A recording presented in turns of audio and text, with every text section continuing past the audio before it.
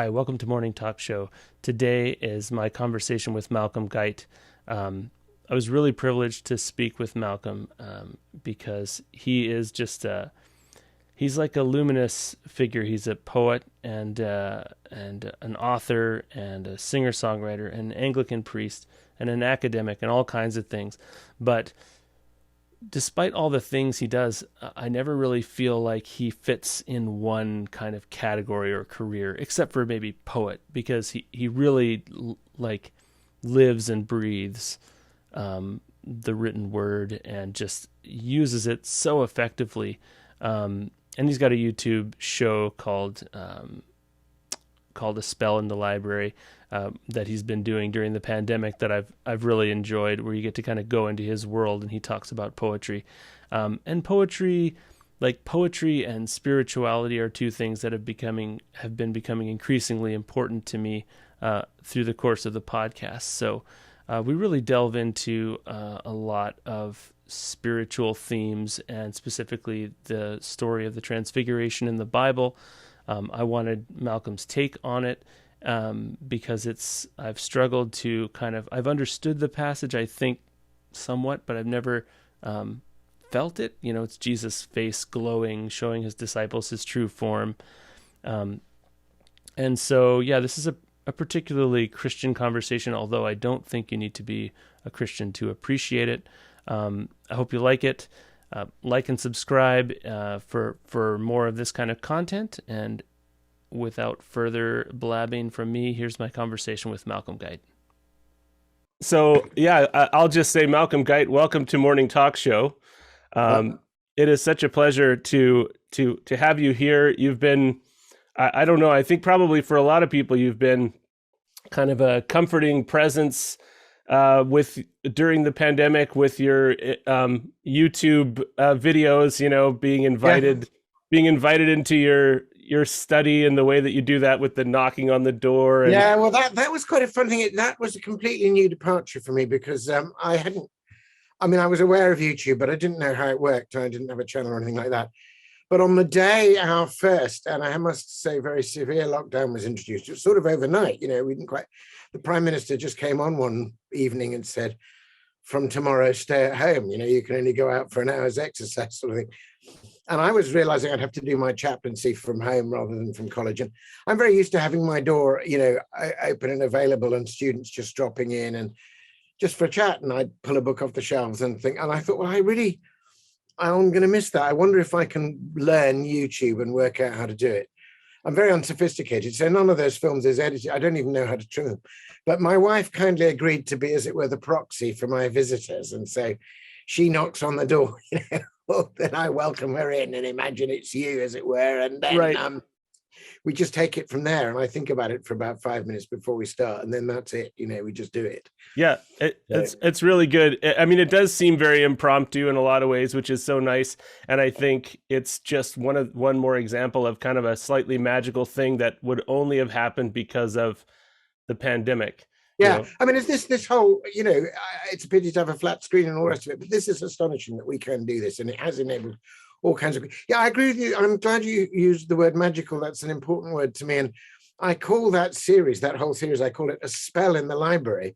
You know, playing with the word, oh, sit here for a spell, you know, i.e. a short period of time, but also a magical spell, and also the magical spell that comes out of the magic of spelling and writing and reading. You know, it's the library. So all those things are woven together.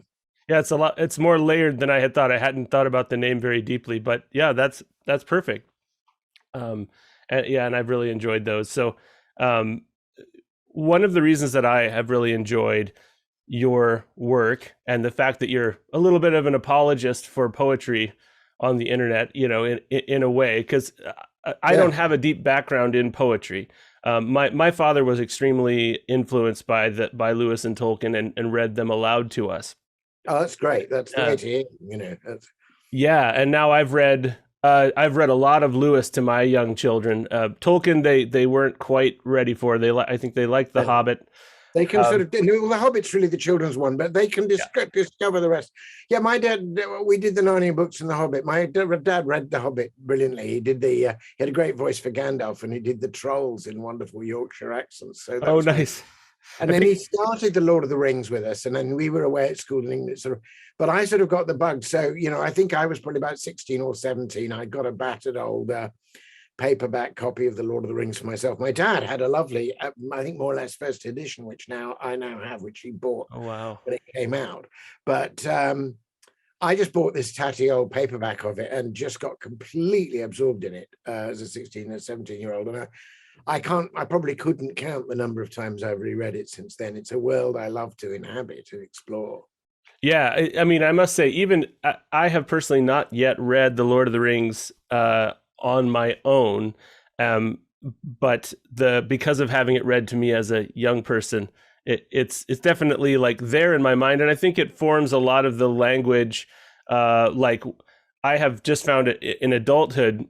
Poetic language has started to come more from me than it used to, maybe because of some kind of personal investment in reality based on having children that I never had absolutely before. And of course, both Lewis and Tolkien are soaked in poetry. And of course, The Lord of the Rings contains, I mean, it's poetic prose from start to finish, but it also contains quite a lot of actual poetry in all the songs, that they sing. Yeah. He was such a kind of polymathic, if that's even a word, polymathian writer, like a linguist and prose and poetry all spun together. But what I'm noticing, because I was reflecting on this conversation, what I might want to glean from you. And I think so that was my kind of my background. That was the height of kind of in my life. That was the most sustained experience of something like that I had was my dad reading Lord of the Rings, and he liked all that kind of stuff. And then I feel like as I got older, I lost the poetic drive. Like we would talk about poetry in school. And that sometimes kill it, Yeah, it's true. It's true. And it might have done so for me because I remember feeling that poetry. Oh, sorry, go ahead. I just say it depends on how it's taught. There are good English teachers and bad English teachers. Yeah. You always feel a slight shudder when they say, well, we're going to do Shakespeare or we're going to do, and you feel like they do it to death, that they, there's a fine American poet, Billy Collins. He was the Texas Poet Laureate, I think. He's got a fantastic poem about poetry and about escaping from the way it was taught in school. He talks about a bad English teacher. He says, she was the kind of teacher whose idea was that you should tie the poem to a chair and beat it with a hose pipe till it confessed what it meant.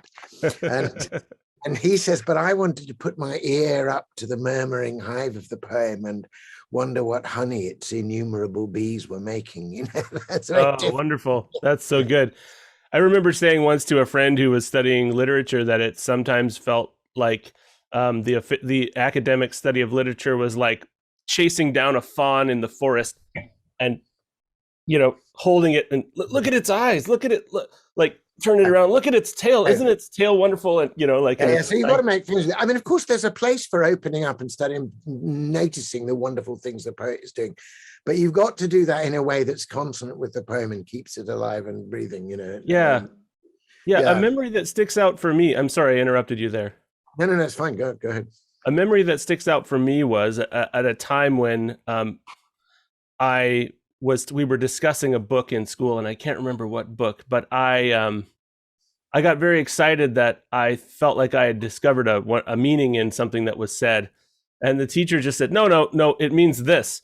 That's no good. Because the whole point about poetry is that it's polyvalent, or it's polysemous. It has many values and many meanings, and I mean, I can tell you from my own experience as a poet now that it often has more in it than is there. Because all the words you use are older and wiser than you are. And if you're dealing with mythic level story, it's got meanings. You're a kind of steward of those things, but it doesn't mean you know them all or understand them all. And your teacher doesn't know or understand them all either. You might well have had an insight to that poem that was not only valid for you, but might have been valid for everyone else in the class, actually. So the teacher should have welcomed that rather than jumping on it.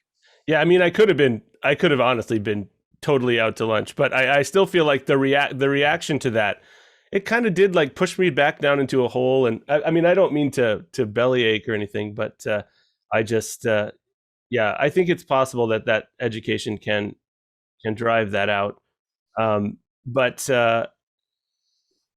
so over the course of time, it wasn't just poetry that went away. I feel I actually feel like a sense of just general glory of life and magic and all that kind of thing Yeah. ebbed away. I was still steeped in religion technically, like Yeah. my dad was a pastor, and Right. scripture was constantly around everywhere. And yet I just had this yawning indifference to it, you know, Yeah. like Yeah. Yeah. and it was almost like I couldn't read scripture and I couldn't read poetry. And it's something I still struggle to this day with getting my brain to calm down and relax. And I've tried to follow your instructions of reading poetry aloud and follow your example of Yeah. Yeah. reading it Yeah. slowly and deliberately.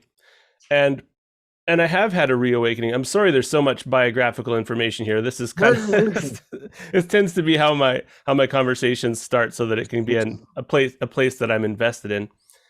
Um, Yeah. but since I have, since I had children and I basically had to kind of put all all religion aside for a little bit and decide if it was something that I could pass on to them in good conscience. And lo and Yeah. behold, the still small voice Yeah. was there. It never. It was just not. It was a desire to not be an atheist, I guess.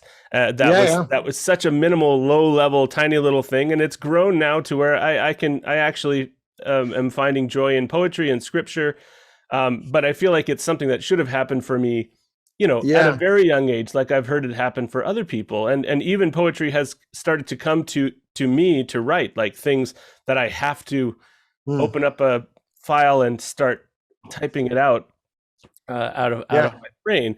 And so this is kind of leading to the topic here, because Yeah. I was I was asked by the priest at our Anglican church to if I was interested in preaching a sermon, and I think he's being very kind to me by nurturing this kind of awakening interest in all of this that's happening. And he assigned me.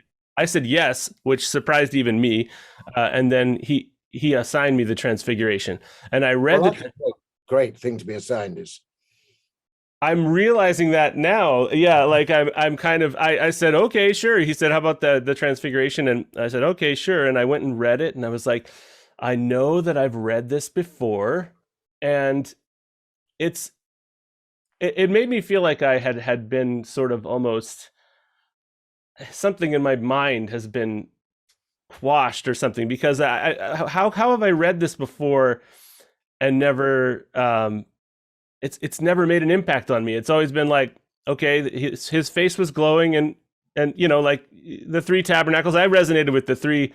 Let us build three shelters, yeah. because I thought that would be my stupid thing I would say in that situation. Oh, yeah, it's kind of quite cool. Like Peter, one of the I always find, Peter's quite a sympathetic character because he always gets it wrong. He's always sort of putting his foot in it. I mean, he's very keen, but he kind of doesn't get it in the same way that, say, John gets it straight away, or Nathaniel, when he sees Jesus, suddenly realizes who he is.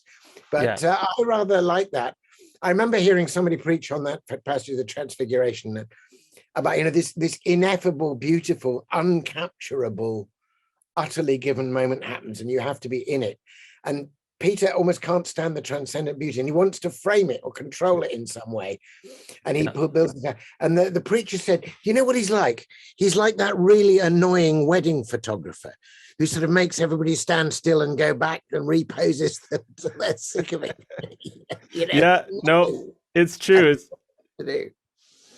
Yeah, and that's the part of the story that I can most relate to is maybe this I don't know, this reluctance or this inability to just just live with glory. It's like, The point about the glory there, it's not at all like the vision of Ezekiel, say, where he sees all the eyes and the wheels and the wings, and it's like so totally mind-blowing. And it bears no relation to any of his ordinary earthly experience. I mean, that's a kind of vision. It's a kind of transcendental vision, but it's not transfiguration. The point about the transfiguration, it seems to me, is that this is the same Jesus they climbed the mountain with. This is the guy they've seen sweating, exhausted by the well, and left him by the woman at the well when they went to get food. This is the guy, who they're going to see a little later, mocked and humiliated and stripped and flogged and apparently defeated in utter weakness. And then they're going to remember that glory and see how that glory is at work. The point is that it's still the same Jesus, utterly transfigured, utterly radiant, but just as much flesh and blood as they are. And I mean, a lot of commentators, certainly the early church commentators, have seen very direct parallels between that moment of transfiguration on the mountain, when Jesus is radiant but still completely Jesus. He's not, as it were, abstracted and consumed by the radiance. It shines through what Dante calls the holy and glorious flesh.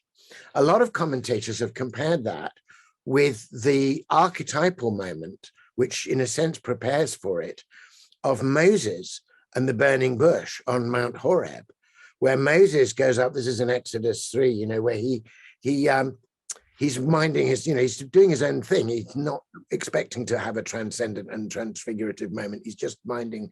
He's a bit of a failure in life. He screwed up things in Egypt. He's in exile. Like the only job he can get is with his father-in-law. He's like looking after his father-in-law's sheep. And he suddenly sees this bush. I mean, there are loads of bushes, in the scrubby Judean wilderness. But he sees this bush and it's blazing, but not consumed. That's the point. It's not consumed. It's still the rooted, bushy bush that it was. But now, as it were, shining through it, transfiguring it, trans being through, transfiguring it, like transpire is, what leaves do when the air and the water is through, is this radiant light. And he's just astonished by that. And he turns aside. And then when he turns aside to see this thing, then he's addressed by the bush. And then he realizes there's something, and he does the right thing. He doesn't try to build any booths. In fact, it's the opposite of building booths. You have to unstrap and take off all your human constructions. So the voice, as you remember, says, Moses, Moses, take off thy shoes from off thy feet, for the place where thou art standing is holy ground. And then he comes forward and he's disclosed the divine name, the I am. And the bush speaks in the person of God and says, I am the God of your father. Now, of course, I am is a key word there. And eventually he devolves the whole name, the actual what he asks, what shall I tell the children of Israel? The name is, tell the children of Israel that I am has sent you. And that becomes the tetragrammaton, the very holy name of God. And it is I amness. So, and of course, all of that is recapitulated in John's gospel when Jesus uses those great I am sayings, sort of ego eimi, I am. But you remember, at the transfiguration, when Moses sees that, there is God speaking and saying, here I am. And a lot of church commentators, early commentators, said, well, this is extraordinary. This is almost like a foreshadowing or foreshowing, forelighting rather than foreshadowing, of the coming of Jesus. Because the thing about Jesus is that he is fully God and fully human. The two things coexist at exactly the same time, and neither of them, as it were, annihilates or overlays the other. They're resplendently together. And that is the case in the bush. The bush is fully ablaze, but not consumed.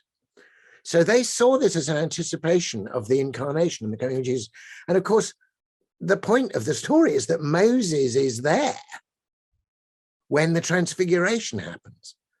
And some people have said, well, maybe it's not like he's been popped out of heaven to, hang out with Jesus and the disciples. Maybe that is his moment. For him, he's seeing the burning bush. For them, they're seeing Christ. They're at the moment where the moments meet on the mountain. That was Do you see what I mean? That was what I was trying to get at. And Elijah, of course, also has a mountaintop experience of the presence of God.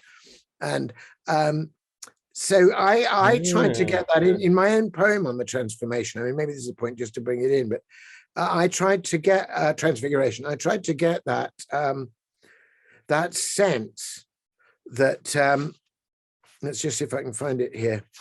Yeah, here's the just as on a mountain, you can go on all different paths around a mountain, but if you're going up, then all the different paths will meet at a certain point. Yeah.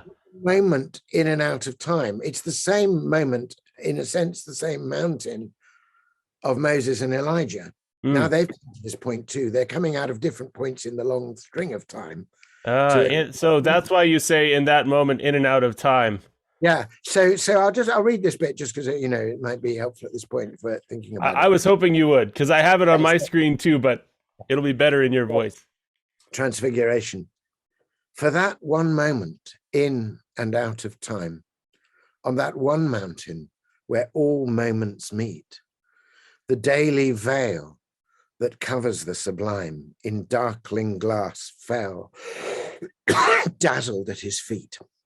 There were no angels full of eyes and wings, just living glory full of truth and grace. The love that dances at the heart of things shone out upon us from a human face. And to that light, the light in us leapt up. We felt it quicken somewhere deep within. A sudden blaze of long extinguished hope trembled and tingled through the tender skin. Nor can this blackened sky, this darkened scar, eclipse that glimpse of how things really are. Now, in the gospel account, you may remember they have this moment of transfiguration. Then they come down from the mountain, and the first thing Jesus does is turn his face towards Jerusalem. And the passion really begins there. They then go from that mountain to Jerusalem into the utter darkness of Good Friday. And I imagined the reason why I end the poem with that couplet, nor can this blacken. It's voiced. Clearly, my poem is voiced for one of the disciples, either Peter, James, or John, who witnessed it. And I imagine them standing in the darkness when the sun at noon is darkened. Exact opposite of transfiguration. What should be blazing is dark on Good Friday, looking up at Jesus dying or dead on the cross and remembering that and realizing they were meant to have seen that, and that what they saw there was the way Jesus really is, the ultimate reality of things. So, nor can this blackened sky, this darkened scar, eclipse that glimpse of how things really are. So my idea of the transfiguration is not that Jesus changed for a minute, but that for a minute they saw things as they are. And that's why when I say the daily veil that covers the sublime in darkened glass fell dazzled at his feet, the phrase darkened glass is an allusion to what Paul says in 1 Corinthians 13, where he says, for now we see as it were through a glass darkly. Now we only know in part. Then we shall fully. Now we see as it were as we are fully known through the glass darkly. Then we shall know as full as we are fully known. Then we shall see face to face, you see. So I take it that transfiguration, when it happens, whether it happens like this with an experience of Jesus, or whether it happens as in so much of the great mystical nature poetry of the Romantics, for example, Wordsworth and Coleridge, when you have these moments of transfiguration, what's happening is that you're really seeing things. The world is actually glorious and resplendent at all times, but our fall is such that our eyes are darkened and we don't see.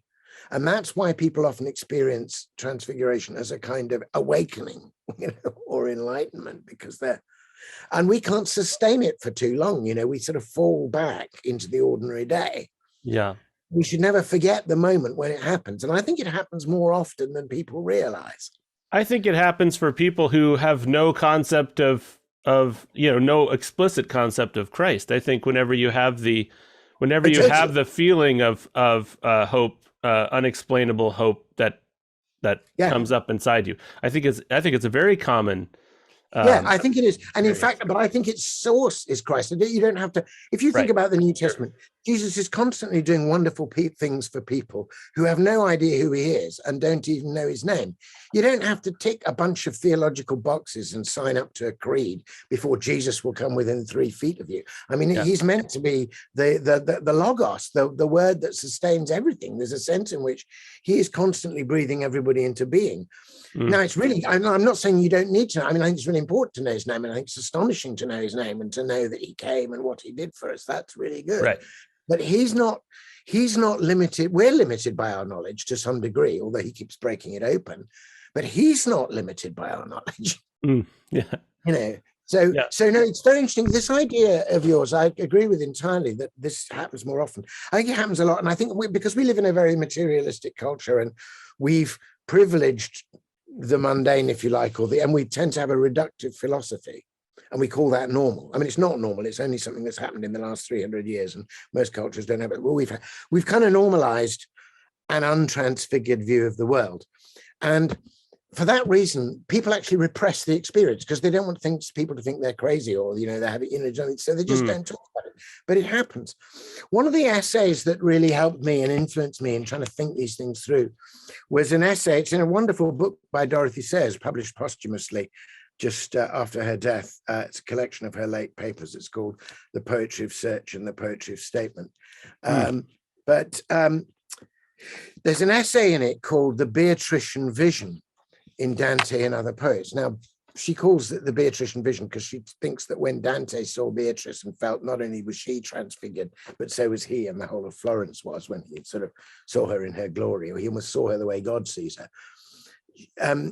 What Dorothy Sayers wanted to maintain was that wasn't just private to Dante, and it doesn't have to be a romantic experience of a transfigured girl. It can be anything, for Wordsworth. So in this essay, she puts together about 10 or 11 little passages drawn from everything from scripture to people's diaries to even Aldous Huxley's, The Doors of Perception after he'd taken mescaline, and she just says, look, there's a thing. So she starts with Moses at the burning bush, Exodus 3.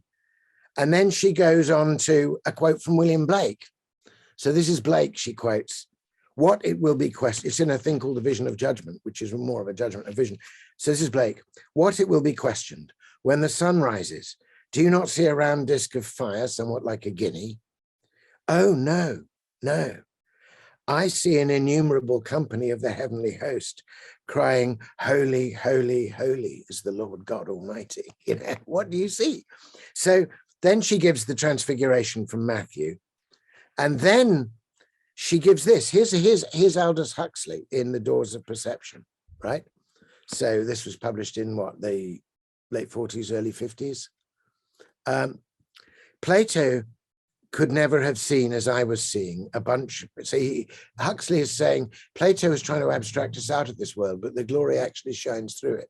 So Plato could never have seen as I was seeing a bunch of flowers shining with their own inner light, and all but quivering under the pressure of the significance with which they were charged, could never have perceived that what rose and iris and carnation so intensely signified was nothing more and nothing less than what they were, a transience that was yet eternal life, a perpetual perishing that was at the same time being, a bundle of minute, unique particulars in which by some unspeakable and yet self-evident paradox was to be seen the divine source of all existence. Words like grace and transfiguration came to my mind, and this is, of course, what among other things, they stood for. Wow. Just looking at a bunch of flowers. See, and it's so interesting. He's a writer. He's not a believer. He has to reach for words like grace and transfiguration. Yeah. Well, that's. I mean, there's so much in what you just said that I could go in a bunch of different directions. What occurs to me is, one of the things I've been trying to shake off is an image of grace as being this random force. this person was given grace, this person was not given grace according to the sort of inscrutable will of God, and then people would claim that certain things were an act of grace, and then your mind explodes. Why wasn't there grace given in this other situation, and or whatever? But what kind of has recently started to form in my mind is the idea of grace. Grace is literally just the ability to see things as they really are. In other words, there's a little bit of it's not that we can put in effort towards grace so much as we can identify the desire to see. But I think the thing is that those experiences, when they come, seeing things as they really are, those experiences of transfiguration, are not merely aesthetic experiences. They can't just be held in the category of the mind of which is labeled beauty. They are beautiful, of course. But the reason why he says words like grace is a redemptive, a kind of renewing, a reaffirming thing.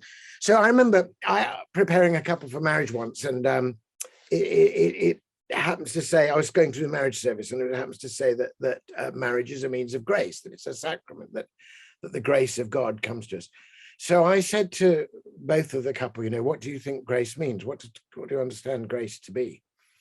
And the woman said to me, this is one of these things where I was the clergyman, right? I was the guy with the theological training about grace. And this woman was about to teach me something astonishing, and then gently and humbly reveal how she learned it. So I said, what do you think grace is? She said, grace is God's refusal to accept the ultimacy of failure in a person's life. It's when you kind of lie down and turn your head to the wall, or go into the gutter and say, that's it, I'm finished. There's nothing more for me or in me. And something in you, some voice refuses that failure, refuses it, says it's not ultimate. Grace is God's refusal to. So I said, where does that come from? So I think you're absolutely right. And she explained that she was a recovering alcoholic, and that there was, she was in a recovery, and that in fact, everything in her, in terms of her own self-loathing resources, everything in her, from her psychological and material frame, was giving up, was basically had enough and was giving up. But somehow she didn't give up. Something affirmed her, and affirmed her enough to make her want to transform things. Yeah, it revealed something. Now, I think that kind of grace is at work in these moments of transfiguration. They're not just private aesthetic experiences. It's like, I don't if you remember in one of my favorite moments in The Magician's Nephew, if you remember, is when, by sort of random happenstance, not only the Diggory and Polly, but and the Queen of Charm, but also Frank the cabbie, this kind of random, kindly old Cockney cabbie, all find themselves standing in the pre-dawn darkness before the creation of a new world.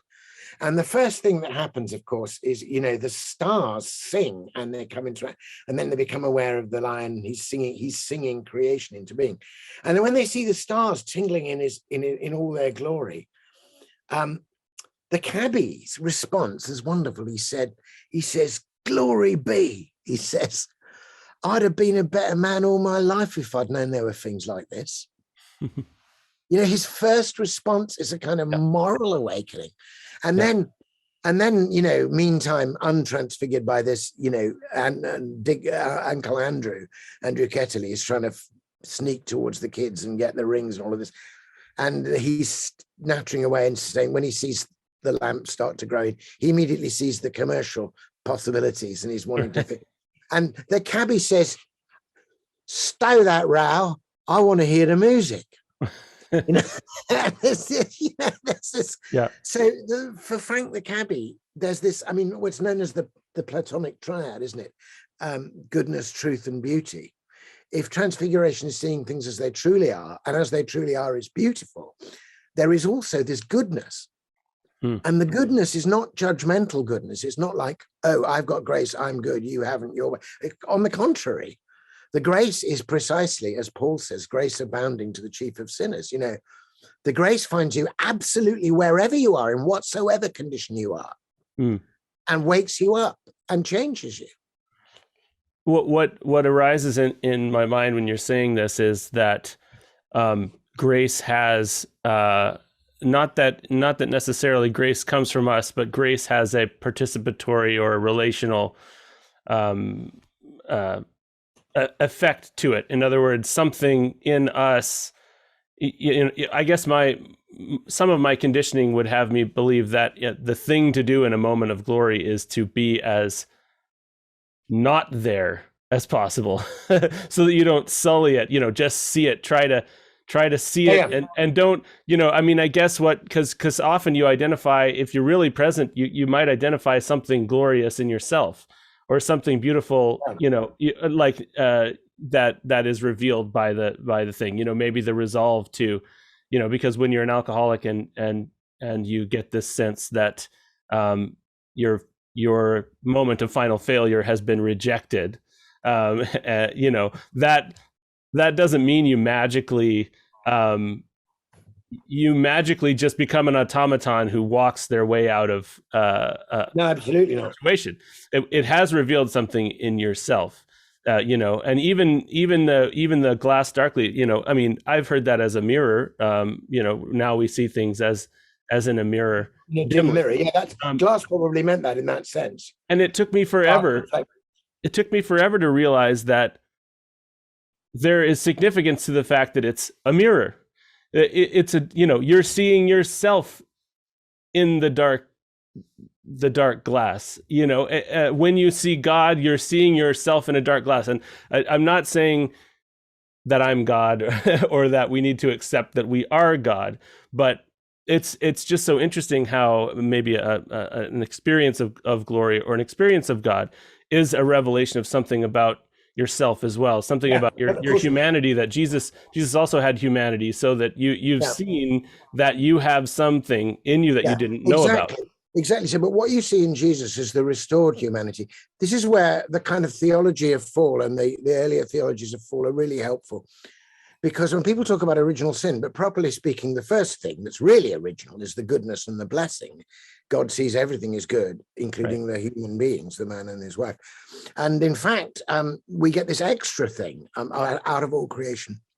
We get this thing that God makes us in his own image. So what's now darkened, what we can now only see reflected in the dark glass as a result, is the image of God. We can't quite see it. It's distorted. Yeah.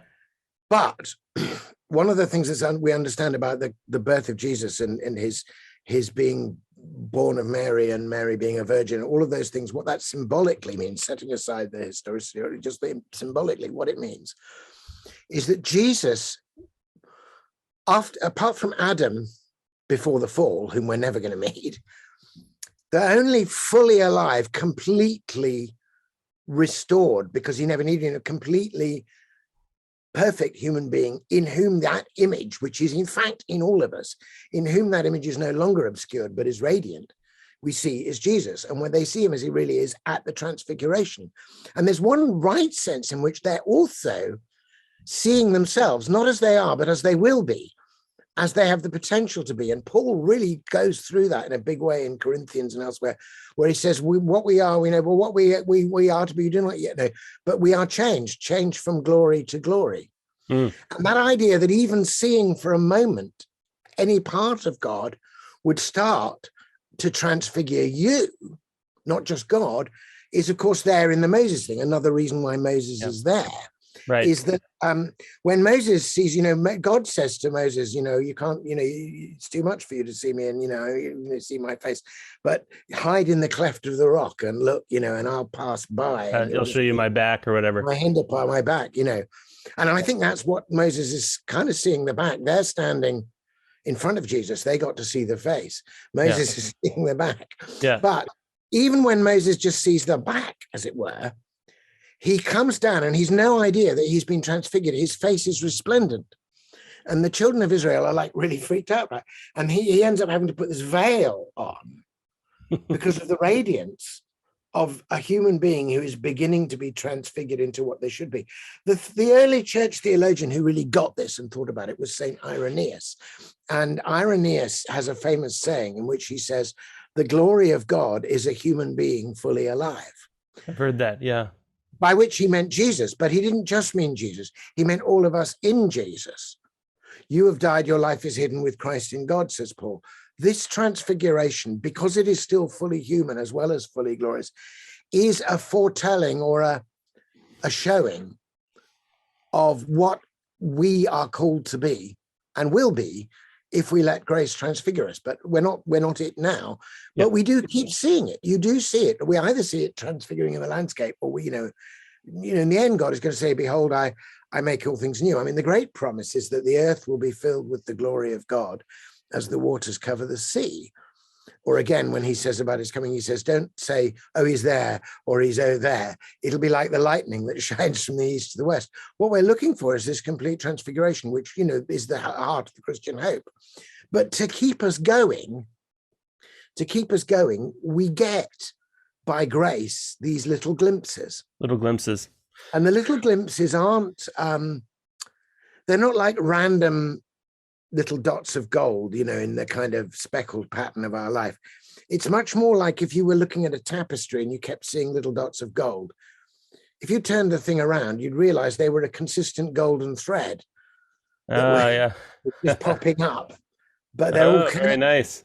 They're all part of the same thing. Now, that idea is an idea which is there in the works of another mystical poet. I mean, who I believe to be a Christian poet, although a lot of Christians can't handle him and think he's too freaky, but I think he's fantastic. And that's William Blake, whom we've already quoted.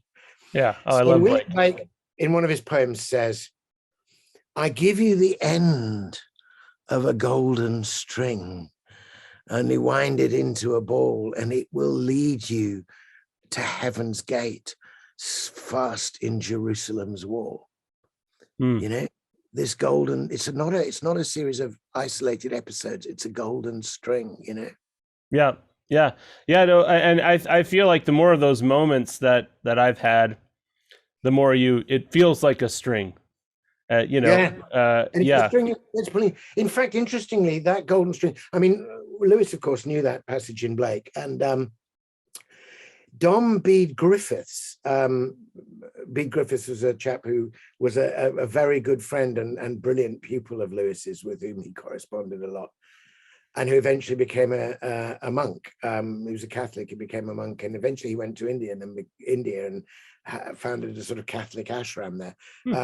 But he wrote a spiritual autobiography kind of after Lewis wrote Surprised by Joy. He was having similar experiences, and he wrote to Lewis about this quite a lot. And his spiritual autobiography is called The Golden String. And it's about that.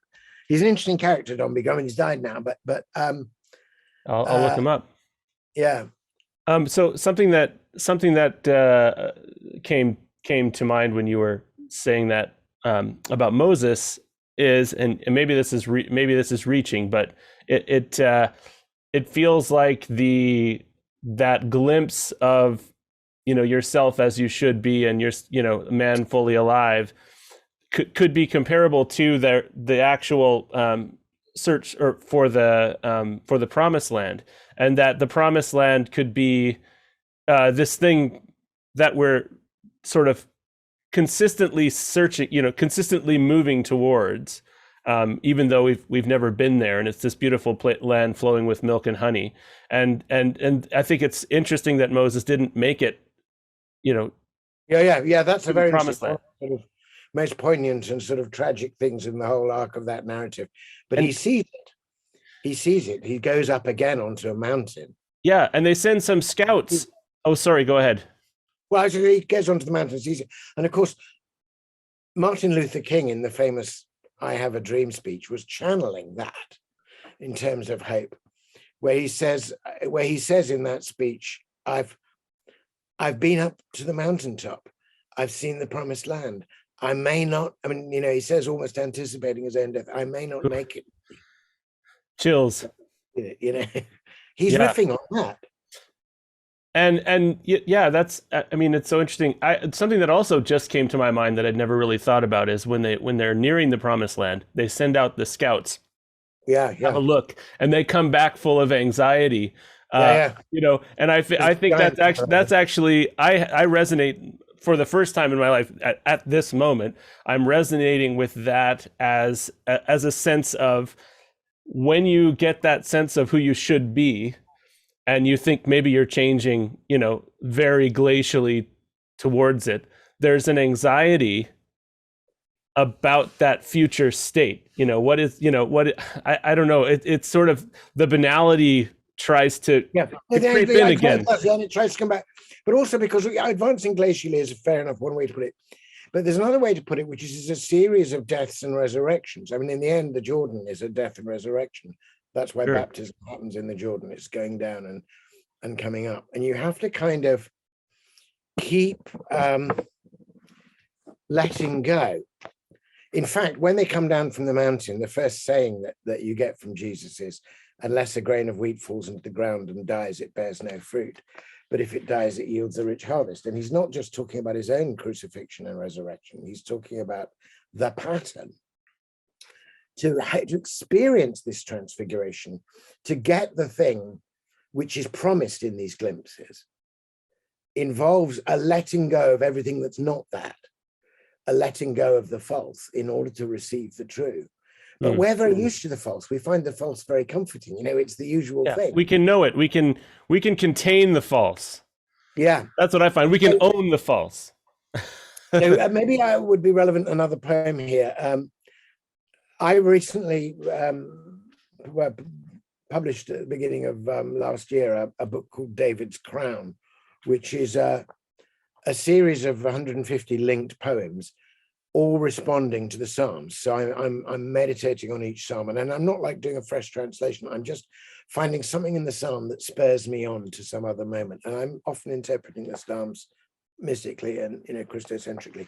But one of my favorite Psalms is Psalm 27, which in our Coverdale translation, our 16th century translation that's in our Book of Common Prayer, they still have the Latin titles, which are basically the first words of the psalm in Latin.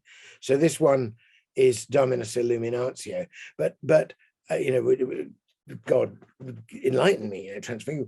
But Psalm 27 is amazing in lots of ways, and one of the things that's most amazing about it is that little bit right in the middle. It's around verse 9, I think, where in our early translation the psalmist says, "My heart has said of thee, seek his face. Thy face, Lord, I will seek." Now, that's an astonishing thing, because that's right in the middle of the Old Testament. And one of the Old Testament dicta about God is, no man sees my face and lives. That's what Moses has to shield himself and go, So, and everybody accepts that God is so holy that you can't see his face. When Isaiah finds himself lifted up, he doesn't go, "Oh, wow, I've had a religious experience, man, I must be holy." Isaiah goes, "Woe is me. I'm a man of unclean lips, and I come from a people of I shouldn't even be here." But nevertheless, even though I shouldn't even be here from my own sense of my sin, I want nothing more than to be here. I want to see that face. But I know, so this is the poem I wrote about that psalm, which for me, the psalm is also full of lots of beautiful nature imagery, is actually about what happens. Experience of transfiguration for me, occasionally I see it in somebody else, when they're singing and worship, but it mostly happens to me when I'm on my own in a wood or by a sea, or, it happens through nature. And I'm never quite sure what to make of it. And I'm not saying it doesn't happen all the time, but every so often it happens. And when I see things like that, I have a feeling that I'm seeing them through the eyes of God, that I'm seeing them as they actually are. But as they actually are is also how they will be when we're finally redeemed, So this is a kind of cry of prayer in response to Psalm 27. Wonderful. "Oh, let me see with his eyes from now on, whose gaze on beauty makes it beautiful, who looks us into love and looks upon his whole creation with a merciful and loving eye. My heart has said of him, seek out his face. I've sensed his bountiful presence shimmering behind the dim veil of things. That presence calls to me, calls me to tremble at the brink and rim of lived experience, and then to free myself of fear, to trust him, and to dive right off that brink into his mystery, into that deep and holy sea of love in which the living worlds all float and swim, to dare each moment's death that I might live. I love it. It's like it's a transcendent way to think about living living Christ's death. As but not every this. moment, because every moment is a death, and as Eliot says, every moment is a new and shocking valuation of all we have been. But every moment is a completely new beginning, if you let it be. I have a friend who is profoundly depressed, and she has attempted suicide multiple times, and recently was asking. She has a deep faith, and was recently asking, about just for thoughts on death and that kind of thing. And when you read that poem, what came to me was a feeling that we've got our narrative about death flipped around to where we see death. I'm trying to express a new thought, so forgive me. It's probably going to be clumsy, and maybe wrong. But we see death as, or if we think about being like Christ in his death, what we think about is with weighty resolve, giving up ourselves with a great sense of the knowledge of the significance of what we're doing, and a great kind of agency in the death. You know what I mean? Like when I picture dying like Christ, what I picture, when I was younger, what I would picture was some Nazi equivalent holding a gun to my head and saying, deny the Lord, like you have these you almost have these fantasies of persecution that come up. Deny the Lord, and then I say with saintly resolve on my face, I will not. I would sooner die, and then being shot. Like you picture these moments of great, not only agency, but of kind of the knowledge of the significance. You say, I'm going to be like Christ in his death, and that means I will know fully that this death that I am, whether it be metaphorical or real, that this death I am dying is going to have a wonderful transformative impact on the world, and so I will deign to do it. I will give up my wonderful life. And what we're I see where you're coming from, and it's kind of a bit histrionic, isn't it? It's kind of I mean, obviously there are real martyrdoms like that, and some of them, of course, are genuine, do give glory. But I think what I was talking about, when I say in the last line of that poem, to dare each moment's death that I might live, I'm thinking about simply letting go that inner narrative, that constant self-appraisal that's going on, that self-justifying monologue that makes it, that sets you up over against other people and all that stuff. Just to let it go and say, I'm not talking myself into existence. I'm a word from God. He's breathing me into existence right now. I can relax and let him do it. I don't have to call the shots. I don't have to be the person who decides everything. I can let God speak me and do his will in me and actually articulate me. And that means letting go of my egotistical, slightly cruddy version of the way this is supposed to go, and letting him do it. And that can come if you happen to be on a height and you've just constructed in your own private narrative a glorious little niche for yourself, like Peter trying to build a niche for, then you may have to, that may be dismantling, that may be quite a heavy thing, and it may be quite a deliberate thing. But it works the other way around as well.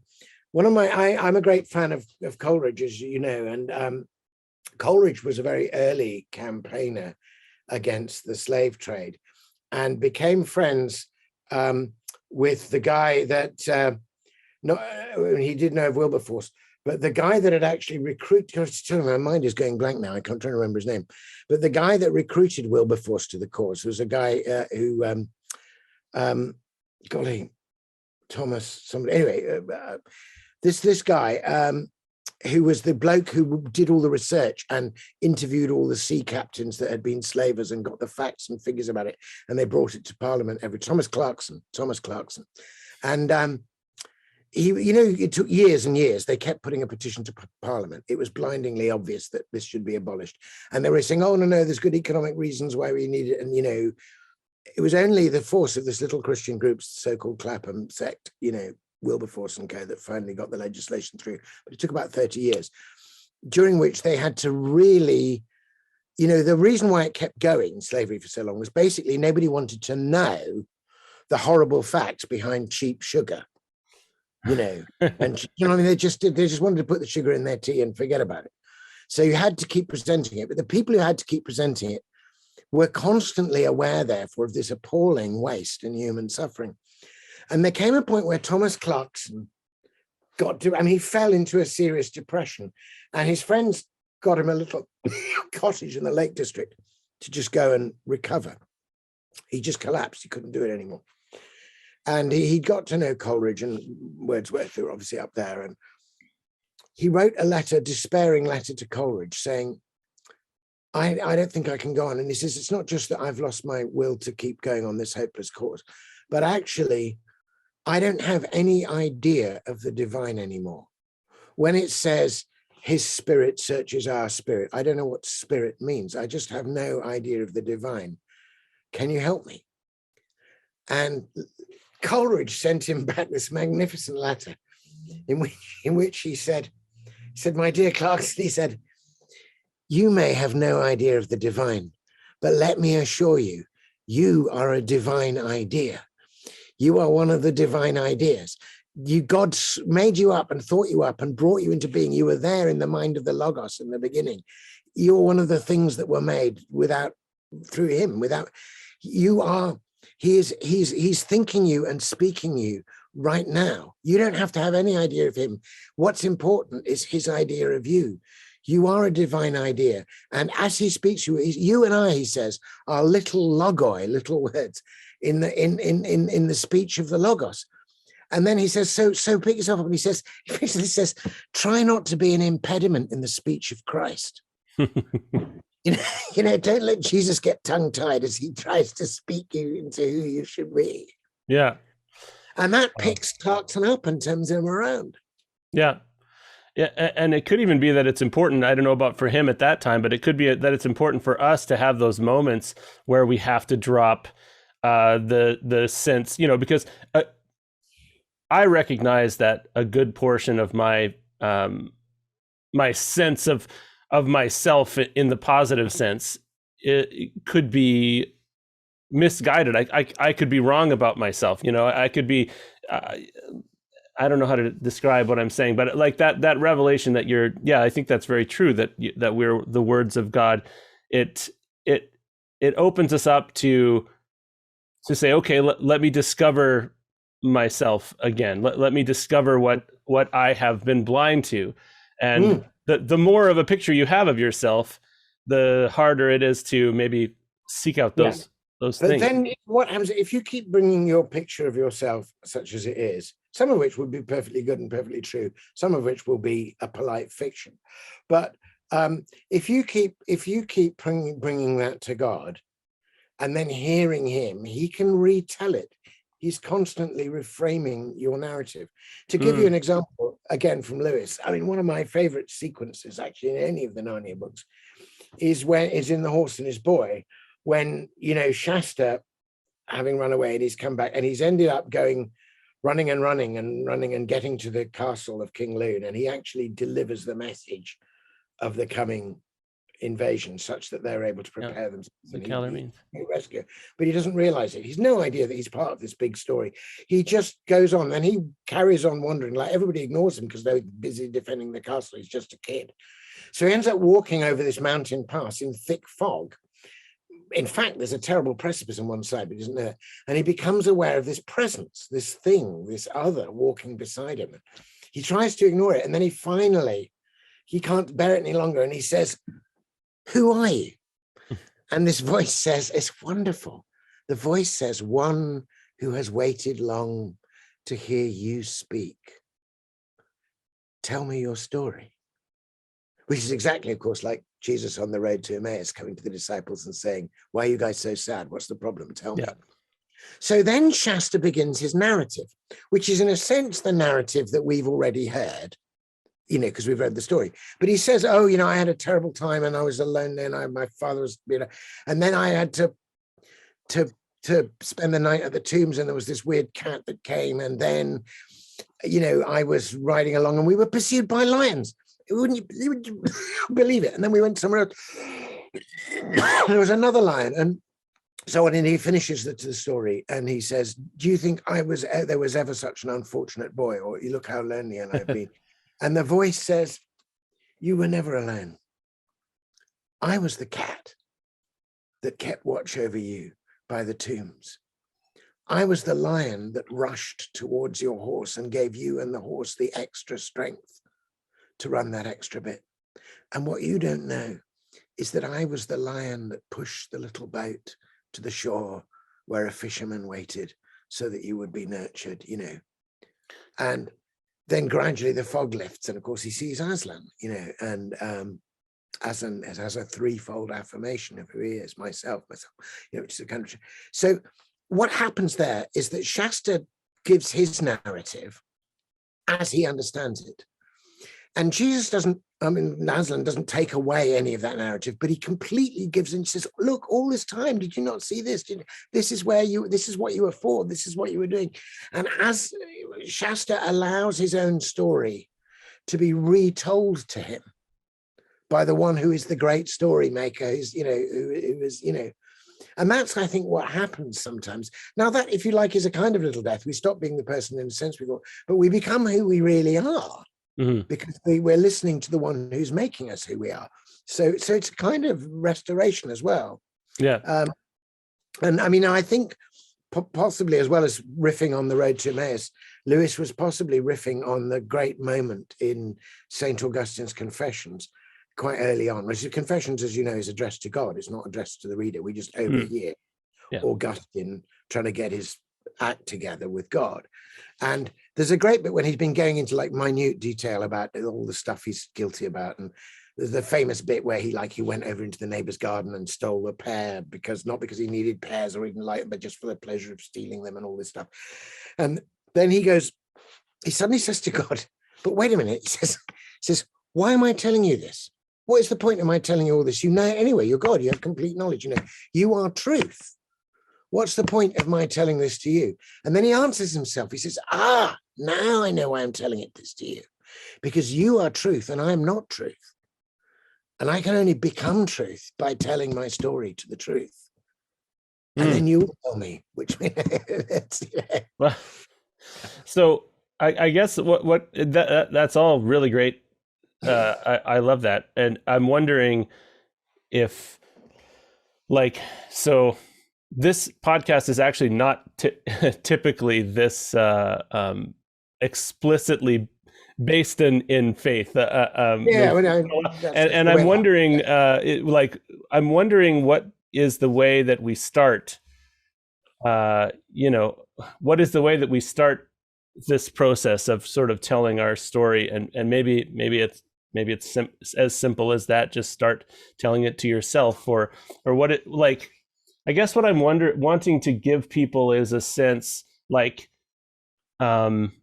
because I've experienced this myself, just a sense that there is a path that they can walk, that there is something that they can do, and it isn't get your ass into a church pew and start learning the scriptures like a discipline and. Obviously, I'm drawing on all these things because that's the well from which I'm drawing the water, and I naturally use those terms. But let's go back to that image of the golden string, the golden thread, that you have these moments of transfiguration And they might be moments of realization about the world, or there might be moments of realization about yourself. Our culture, our secular culture, is trying to damp those down and not talk about them and psychologize them away, right? So the first thing you have to do is really notice those and enjoy them and wonder what they mean and see if you can feel your way onto the golden string that connects those golden moments. Yeah. And I think you can do that wherever you are and whoever you are, whether you have a faith or not. I mean, there's quite an interesting distinction that's arisen in a lot of discourse at the moment, a distinction between religion and spirituality. Religion is the organized thing with all the creeds and the dogmas, and spirituality is this thing that happens to people and is an experience. I mean, and spirituality doesn't just happen at these high moments. You know, it happened for that woman who was trying to roll over in the gutter and found that something was in her or through her was refusing her refusal, you know, was refusing the ultimacy of failure. That was spirituality. I once helped to lead a poetry group in a mental hospital, a psychiatric hospital, with my friend who was chaplain there.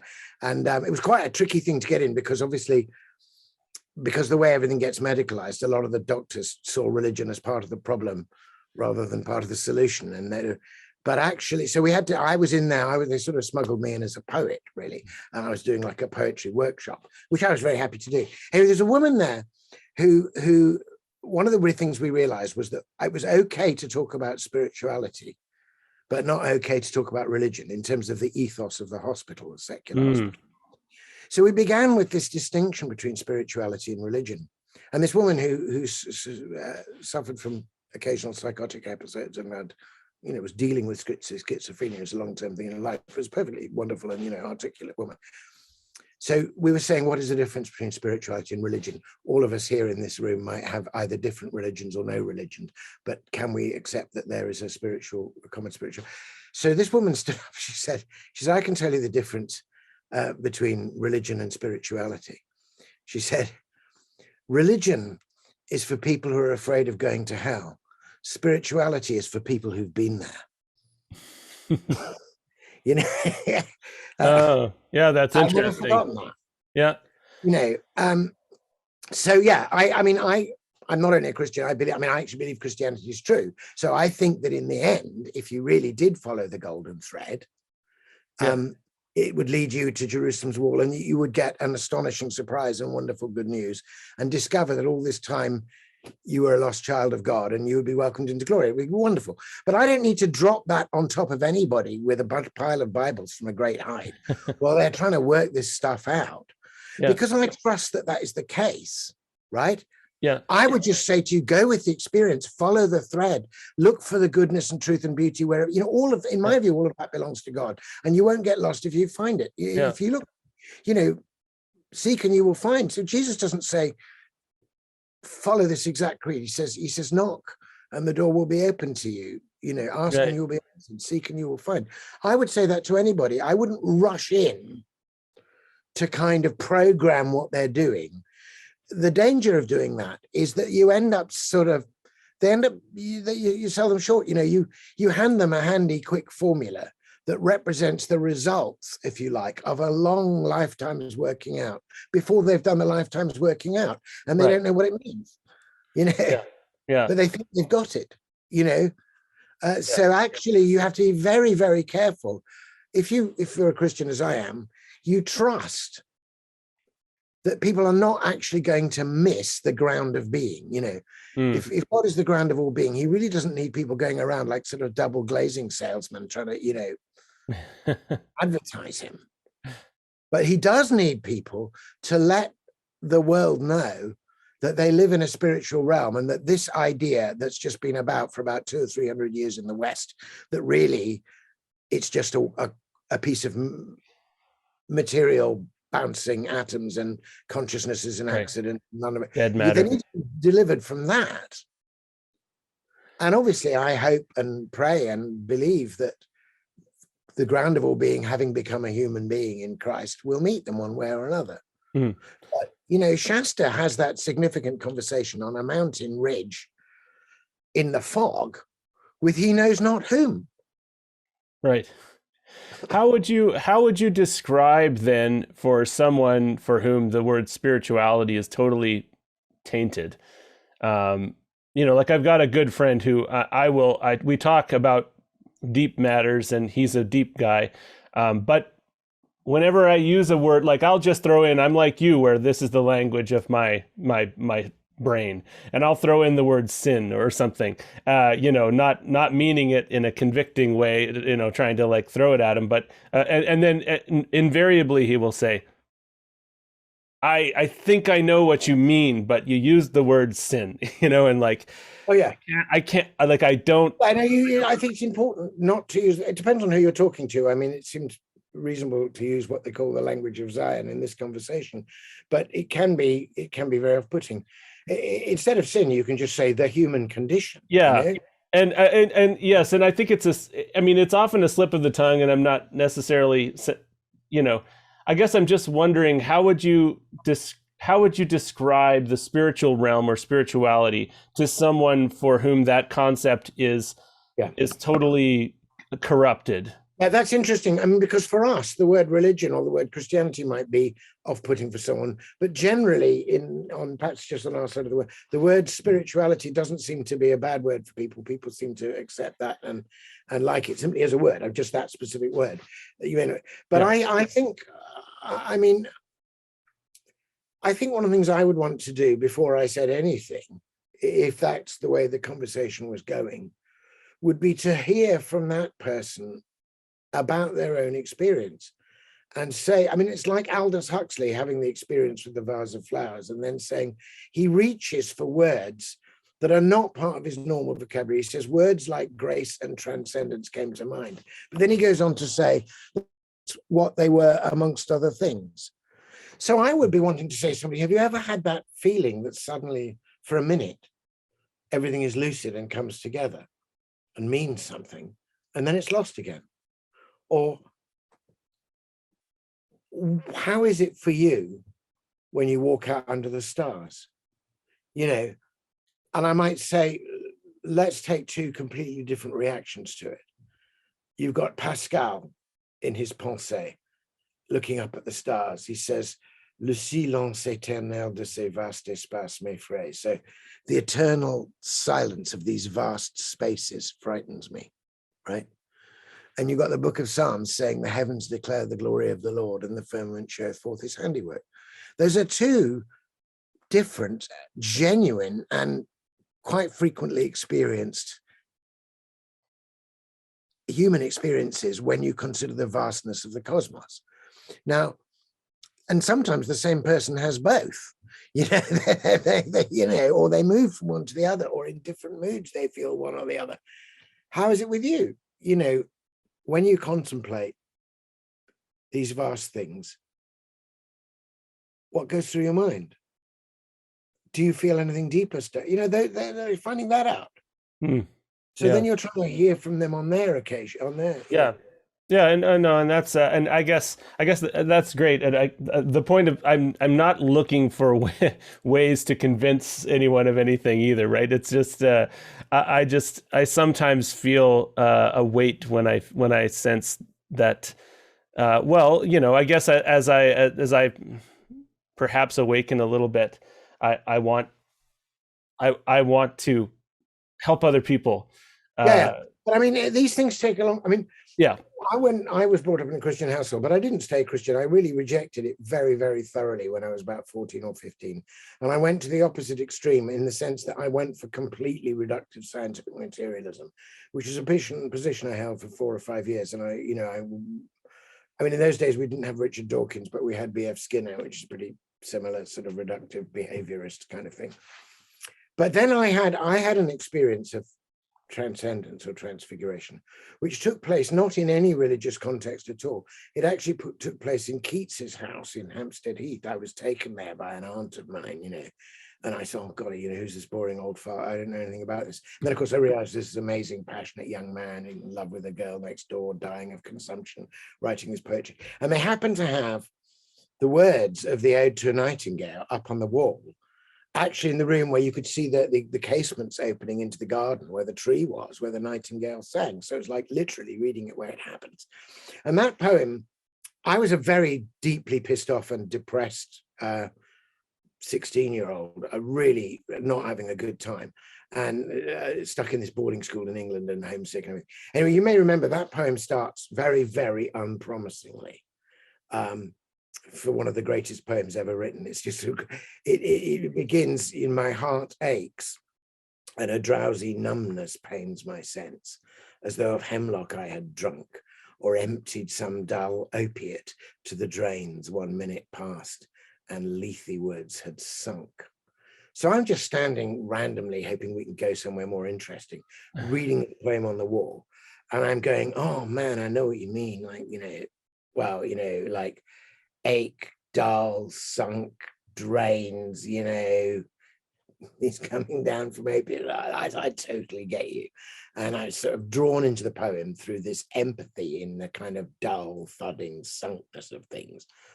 And then, of course, suddenly the poem shifts. He sees, here's when he goes, "'Tis not through envy of thy happy lot, but being too happy in thine happiness, that thou, light-winged dryad of the trees, in some melodious plot of beech and green, and shadows numberless, singest of summer in a full-throated ease." And I thought, oh my goodness, I didn't know language could sound like that.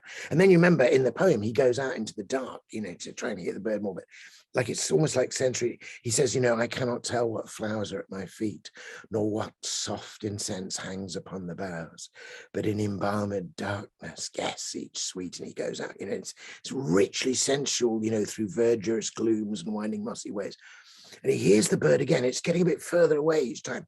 And then he suddenly has this image in his mind about how this sound has been heard by human beings in all kinds of stages in life, ever since there have been people, right? The self-same song, was heard by emperor and clown. And then he suddenly out of nowhere remembers, he's not a Christian either, but he vaguely remembers this story about Ruth, sick for home. And he says, the self-same song that found you to the sad heart of Ruth, when sick for home, she stood in tears amidst the alien corn. So for him, for everybody, this bird is producing these longings. And the bird is still there. He says, thou wast not born for death, immortal bird, now hungry generations tread thee down. And then suddenly, out of nowhere, like it's not a logical sequence in the poem, just towards, in the second from last verse, he produces this image of the bird charming open windows. He says, to open magic casements, opening on perilous seas, in fairylands forlorn. And then the poem turns, forlorn. The very word is like a bell to toll me back from thee to myself. But just for a minute, it's like at the back of the poem, there are these magic windows opening onto something. Yeah. I read that poem and I was just it was just transfiguring.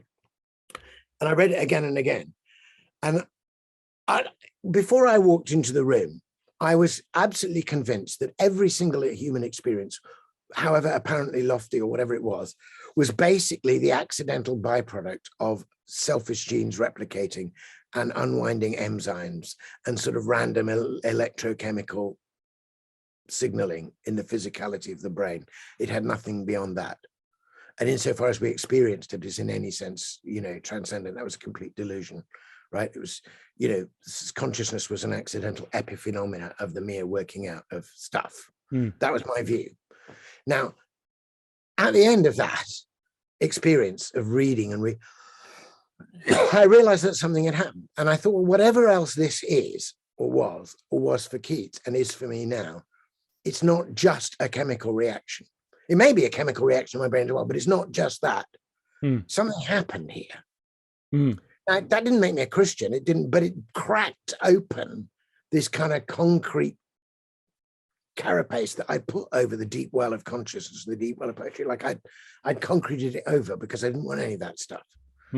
This poem just cracked it open and said, hey, guy, this depth here, And I realized after that I had to reckon with the transcendent or the spiritual. It took me years before I thought it had anything to do with Christianity. Right. But I wouldn't be talking to you now if I hadn't had that experience with that poem as a 16-year-old. Now, was that a religious experience? No, but it wasn't. It was a quote unquote spiritual experience. It was something happened there. And I've come to feel that I'm not the only person that things like that happen to. Mm. Yeah. Yeah, no, I think you're right. And it's so personal. That is the thing is like, if we were to be Uncle Andrew about it, we would start bringing people to that room in a big long line and saying, "Here, have your spiritual experience." Yeah, exactly. No, and people would say, "What the hell is this?" Like, if I went back to that room, nothing would happen. Right. Yeah. It's in that moment, in and out of time. Yeah, exactly. So all I'm saying is I don't think that experience is confined to card-carrying Christians. By no means. I think it's universal. Yes. I do think that it's not properly accounted for by the kind of reductive atomizing science that's gripping the mind at the moment. Yeah. And that reductive atomizing science is kind of on its way out anyway. I mean, there's a lot of people finding all kinds of difficulty with it, Well, sorry, go ahead.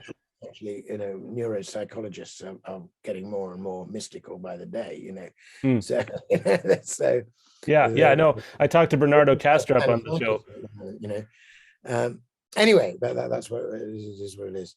Yeah, and the thing that what's so great is, I think that defining where you're going to end up, in strict terms, can kill that moment, because the idea of the nightingale magically opening windows is just the idea that the person inside the room has heard this sound that they might not even know the source of, this very slight sound that they just want they want to hear a little bit more clearly, and they do the one simple act of opening the window, and they don't have to know.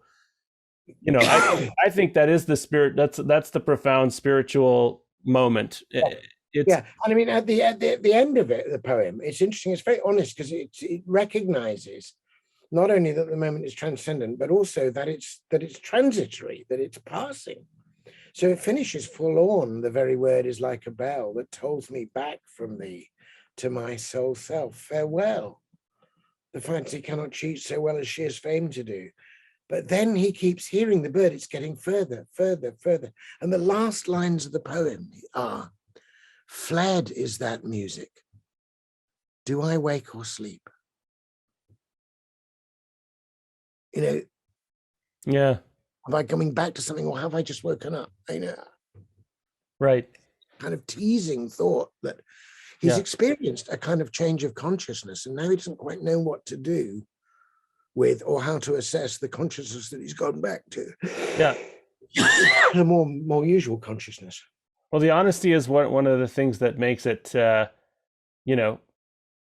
makes it so spiritually vibrant, because I think, ending with a conclusion. Here's what all this meant. Again, it's this. It ends with a completely open question. Yeah. You kind of almost kill it if you. It left me, Yeah. If you file it away. Yeah. Well, no, that's wonderful. Earlier you talked about the sun being a guinea, the Blake thing, and it this is apropos of not what we're saying right now, but not totally unrelated. Have you ever heard the poem called the Guite, or the prayer called the Guite? No, I don't think so.